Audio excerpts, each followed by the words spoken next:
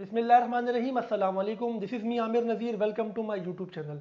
आज की इस वीडियो में अकाउंटिंग के एडीसी पार्ट 1 की अकाउंटिंग की बात करेंगे। बहुत सारे स्टूडेंट्स ऐसे हैं जो पार्ट 2 में हैं और पार्ट 1 की सप्लीमेंट्री एग्जाम भी देंगे साथ में, यानी उनको एडीसी पार्ट 1 की अकाउंटिंग भी देनी है। वो भी ये वीडियो लाजमी देखें, और जो एडीसी पार्ट 1 के एग्जाम्स देंगे फर्स्ट टाइम, उनके लिए भी ये वीडियो है। और उम्मीद है मुझे इस वीडियो को देखने के बाद आपके बहुत सारी माइंड में जो क्वेश्चन है, जो आपके माइंड में एक फियर ऑफ फेलियर है, वो इंशाल्लाह कम होगा। मैं आपको मोटिवेट भी करने की कोशिश करूंगा।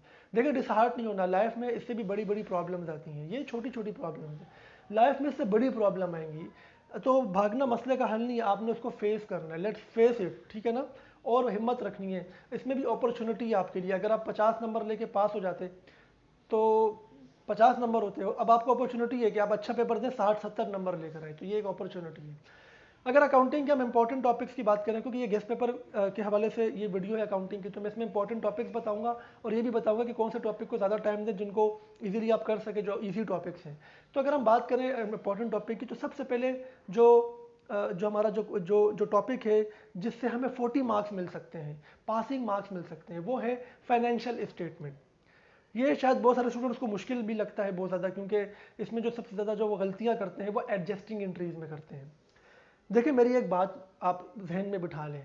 अगर आपको फाइनेंशियल स्टेटमेंट अच्छे से आती है तो आप 40 नंबर ला सकते, 40 नंबर इसमें आराम से आप अचीव कर लेंगे 2 सवालों में, ठीक है ना।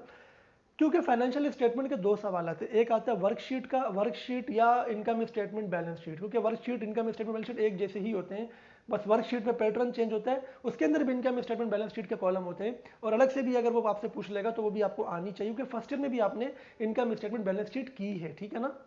तो फाइनेंशियल स्टेटमेंट में एक सवाल तो वर्कशीट का आता है, विद इनकम स्टेटमेंट और बैलेंस शीट का भी आ सकता है। जो दूसरा सवाल आता है वो एंट्रीज का आता है, adjusting, closing, reversing and opening entries. 4 तरह की एंट्री होती है। कभी कभी ओपनिंग नहीं पूछता, adjusting, reversing, closing same question की पूछता है या डिफरेंट क्वेश्चन की भी पूछ सकता है। तो मेरी ये बात हमेशा याद रखिएगा, अगर आप फाइनेंशियल स्टेटमेंट करते हैं तो आपको एडजस्टिंग एंट्रीज तो वैसे भी सीखनी पड़ती हैं। वर्कशीट करते हैं तो एडजस्टिंग एंट्रीज तो वैसे भी सीखनी होती है। तो आपको सिर्फ रिवर्सिंग और क्लोजिंग पे काम करना है। रिवर्सिंग भी आसान होती है, असल में आपको क्लोजिंग एंट्री पे काम करना है। अगर आप फाइनेंशियल स्टेटमेंट के ये दोनों चीज़ें कर लेते हैं, यानी वर्कशीट और ये जो एंट्रीज वाला पोर्शन है, तो आपके 40 मार्क्स हो जाएंगे। आप इसको जितनी प्रैक्टिस कर सकते हैं आप करें। अगर आप कहते हैं सर ये तो मुझे बहुत मुश्किल लगता है, मैं क्या करूं, मैं ये सवाल नहीं कर सकता, तो कोई बात नहीं, लेकिन मैं आपको ये सजेस्ट करूंगा कि इसको आप बिल्कुल करें, इस टॉपिक को। दूसरा जो सवाल है, जो आपने सेकेंड ईयर कॉमर्स में भी किया था, वो है डेप्रिसिएशन का सवाल। डेप्रिसिएशन का सवाल इसलिए मैं कहता हूँ आसान है, क्योंकि आपने 60 to 70% उसमें जो चीज़ें हैं वो सेकेंड ईयर कॉमर्स में की हुई होती हैं। हाँ, अगर किसी का बैकग्राउंड कॉमर्स का नहीं है, इंटर उसने आर्ट्स में किया है, प्री इंजीनियरिंग में किया है, वो एक अलग बात है। लेकिन डेप्रिसिएशन के जो 5 मेथड है, straight line method, diminishing balance method, sum of the years digit method, और यूनिट्स मेथड और आवर मेथड, ये वही सारे मेथड दोबारा से आपसे पूछता है। फ़र्क सिर्फ ये कि डिस्पोजल ऑफ एसिड भी इसमें होता है। एसिड एक्सचेंज होता है, पुराना एसिड नए एसिड के साथ कैसे एक्सचेंज होगा, तो क्या एंट्री करेंगे, और अगर सेल ऑफ एसिड करेंगे तो क्या एंट्री करेंगे, गेन या लॉस निकाल के, और अगर डिस्कार्ड करेंगे, रिटायर कर देंगे विदाउट एनी प्रोसीडिंग्स, तो फिर उसको हम कैसे ट्रीट करेंगे। ये 3 केस होते हैं जो इसमें ऐड किए हैं उन्होंने, और एडीसी पार्ट 1 में आपसे पूछता है, तो आपने इन तीनों की प्रैक्टिस करनी है। जो मेथड है वो तो सारों की प्रैक्टिस करें आप, कोई मेथड तो कोई सा भी आ सकता है, ठीक है ना। और इसके अलावा डेप्रिसिएशन में आपसे अक्सर वो पार्शियल बैलेंस शीट भी पूछ लेता है, ये भी आपने सेकेंडरी कॉमर्स में सीखा हुआ है। डेप्रिसिएशन को टाइम तो बहुत आसान टॉपिक है। उसके बाद अगर हम तीसरे टॉपिक की बात करें तो वो है इन्वेंट्री वैल्यूएशन का टॉपिक। स्टूडेंट्स, ये एक बहुत ही आसान टॉपिक है, क्योंकि इसमें आपको जस्ट आपको इन्वेंट्री का लेजर बनाना होता है, कार्ड बनाना होता है। 2 तरह के इसमें सवाल आते हैं, periodic inventory system, परपीचुअल inventory system. अब मैं आपको बताता हूँ कौन कौन सी चीज़ें इसमें करनी है आपको।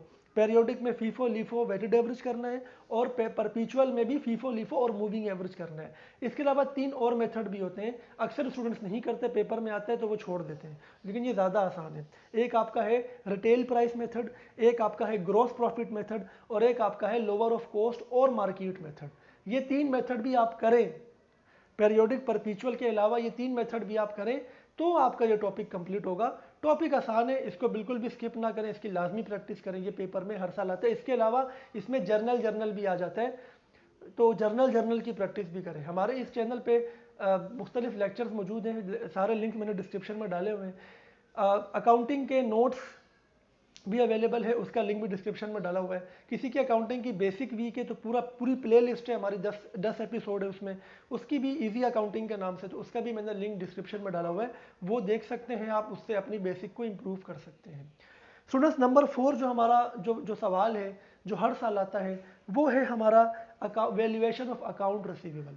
वैल्यूएशन ऑफ अकाउंट रिसीवेबल में क्या होता है कि आपको बैड डेट्स एक्सपेंस कैलकुलेट करना होता है। तो उसके लिए आप दो मेथड होते हैं, एक आपका इनकम स्टेटमेंट अप्रोच होती है, एक बैलेंस शीट अप्रोच होती है। ये आपने लाजमी इसकी प्रैक्टिस करनी है, ठीक है ना। अगर आप इसकी प्रैक्टिस कर लेंगे तो ये आपका टॉपिक 5वां हो जाएगा। अगर हम टॉपिक नंबर 5 की बात करें तो हमारे पास बैंक रिकन्सिलिएशन स्टेटमेंट मौजूद है। अब मसला यहाँ पर यह है कि बैंक रिकन्सिलिएशन स्टेटमेंट और वाउचर सिस्टम, ये दो टॉपिक्स हैं, इनमें से एक सवाल आता है पेपर में, दोनों नहीं आते। कभी बैंक रिकन्सिलिएशन आता है, कभी वाउचर सिस्टम। एक दफ़ा ऐसा भी हुआ है कि दोनों ही आगे ए और बी करके, लेकिन इसके चांसेस बहुत कम हैं। बैंक रिकन्सिलिएशन लास्ट ईयर जो आया था वो बहुत मुश्किल सवाल आया था, लोगों ने छोड़ दिया था। तो मैंने अपने इस चैनल पे एक वीडियो डाली थी जिसमें मैंने वो पूरा पेपर सॉल्व करके वो मैंने उसको शेयर किया था, ठीक है ना, पूरा एक्सप्लेन किया था कि ये पूरा मैंने सॉल्व कि ये सॉल्यूशन है। अगर आप वो वीडियो देखना चाहते हैं तो उसका लिंक भी डिस्क्रिप्शन में मौजूद है, वो भी आप देख सकते हैं उस पेपर को। लेकिन मैं आपको बता दूं, बैंक रिकन्सिलिएशन स्टेटमेंट और वाउचर सिस्टम दोनों में से एक सवाल आएगा। अब ये नहीं पता कौन सा आएगा, आप दोनों की प्रैक्टिस आपको करनी पड़ेगी। अगर आपको ज़्यादा चांसेस, वैसे ज़्यादा जो चांसेस है वो बैंक रिकन्सिलिएशन के ही हैं, तो बैंक रिकन्सिलिएशन एक आसान टॉपिक है, ठीक है ना। लेकिन अगर वो नहीं आया, वाउचर सिस्टम आ गया, तो फिर आप फंस जाओगे। इसलिए इसको बाद के लिए रखो, इसको एक एडिशनल क्वेश्चन के तौर पे रखो कि आ गया तो ठीक है, नहीं आया तो जाहिर सी बात है, नहीं आया तो फिर नहीं है, फिर वाउचर सिस्टम आ जाएगा, उसको हम छोड़ देंगे। अच्छा, इस तरीके से हम अगर बात करें ये सारे टॉपिक्स हमारे हो गए ना कि 40 मार्क्स, दो सवाल हमारे हो गए फाइनेंशियल स्टेटमेंट से, एक डेप्रिसिएशन, एक इन्वेंट्री वैल्यूएशन, एक आपका हो गया अकाउंट रिसीवेबल, और छठा जो टॉपिक था एडिशनल बैंक रिकन्सिलिएशन या वाउचर सिस्टम। ये हो गए 6 सवाल। अब हम एक ऐसी चीज़ के बारे में बात करने जा रहे हैं जो स्टूडेंट्स को अक्सर जिसकी पे बात नहीं की जाती, और वो है हमारा पार्टनरशिप का टॉपिक। सबसे ज़्यादा मेरा ख्याल है कि जो हम गलती करते हैं, हम टीचर्स मिस्टेक करते हैं, वो ये करते हैं कि हम एडीसी पार्ट 1 के स्टूडेंट्स को बाकी टॉपिक्स छोड़ के पार्टनरशिप पढ़ाते हैं पहले। मुझे बात समझ नहीं आती, मैं कभी भी अपने स्टूडेंट्स को पार्टनरशिप नहीं पढ़ाता, अगर पढ़ाता भी हूँ सबसे एंड में पढ़ाता हूँ। उसकी वजह है, इसकी वजह यह कि पार्टनरशिप में 5 चैप्टर है, फॉर्मेशन, डिसोल्यूशन जिसे लिक्विडेशन भी कहते हैं, ठीक है, रिटायरमेंट, एडमिशन और इनकम डिस्ट्रीब्यूशन, 5 चैप्टर हैं। और पेपर में कितने सवाल आते हैं? इन 5 चैप्टर्स में से कोई एक सवाल आता है। मुझे नहीं पता कि एडमिशन आएगा, डिसोल्यूशन आएगा, रिटायरमेंट आएगा, मुझे नहीं पता, आएगा एक सवाल। ज़्यादा चांसेस एडमिशन या लिक्विडेशन के होते हैं, लेकिन कभी फॉर्मेशन भी आ गया, कभी कभी इनकम डिस्ट्रीब्यूशन भी आ गया। तो बजाय इन 5 चैप्टर्स पे मेहनत करने के, जो शुरू के 5 सवाल मैंने आपको बताया, उन पे अगर मेहनत कर ली जाए तो हमारे 100 नंबर हो जाएंगे। पार्टनरशिप पे जितनी मेहनत करोगे तो 20 नंबर ही आपके आने ना, उसमें से एक सवाल आएगा। अगर वही मेहनत बाकी जो 5 टॉपिक जो आने ही आने उस पर कर लिए जाए तो क्या वो बेहतर नहीं है? तो मेरा यही सजेशन है आप तमाम स्टूडेंट्स को कि पार्टनरशिप को छोड़ो, बाकी टॉपिक्स पे ध्यान दो, क्योंकि पार्टनरशिप में इतने सारे सवाल करोगे हर चैप्टर के, तो उसमें तो बाकी 5 टॉपिक आपके पक्के हो जाएंगे।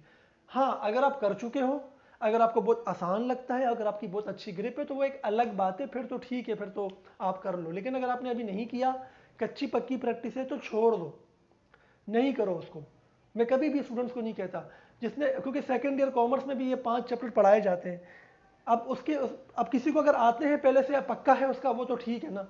जिसका नहीं है पक्का, वो छोड़ दे, वो इतनी मेहनत उस पर करेगा 20 नंबर के लिए, तो बाकी 5 टॉपिक्स पे मेहनत कर ले 80 नंबर या 90 नंबर के लिए, ठीक है ना। अब हम टिप्स की बात करते हैं कि किन किन टिप्स को फॉलो करना चाहिए। सबसे पहले हमेशा याद रखना कि पेपर आपका 3 घंटे का है, लेकिन आपने 2.5 घंटे का अज्यूम करना है। वो कि आधा घंटा आप साइड पे कर दो कि भाई फ्रंट पेज फिलअप करना था, कभी पेपर भी लेट मिल जाता है, ऑल दीज थिंग्स हैपन ना। तो आपको क्या करना है, इन चीज़ों को माइंड में रखना है।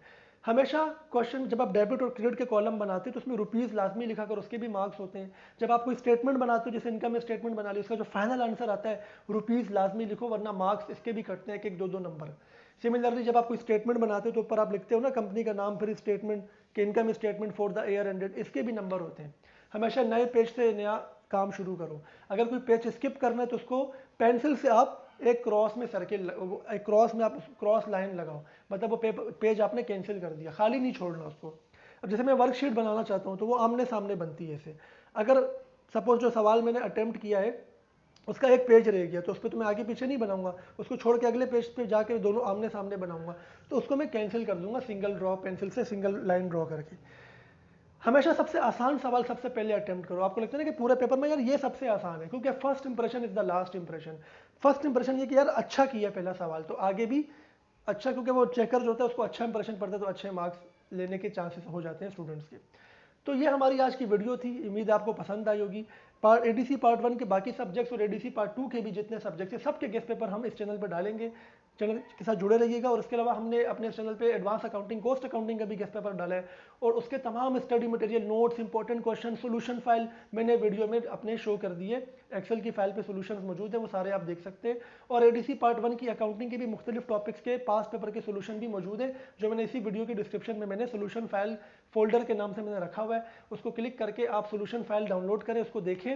और कोई कुछ भी चीज़ आपको पूछनी हो, आपको कुछ कोई लेक्चर हमारा देखना हो, तो आप हमारे चैनल पर उसको सर्च कर सकते हैं, और डिस्क्रिप्शन में भी अकाउंटिंग लेक्चर की प्लेलिस्ट मौजूद है, वहाँ से भी आप कर सकते हैं। तो इंशाल्लाह नेक्स्ट वीडियो में आपसे मुलाकात होगी। अपना ख्याल रखिएगा। Best of luck. अल्लाह हाफिज़।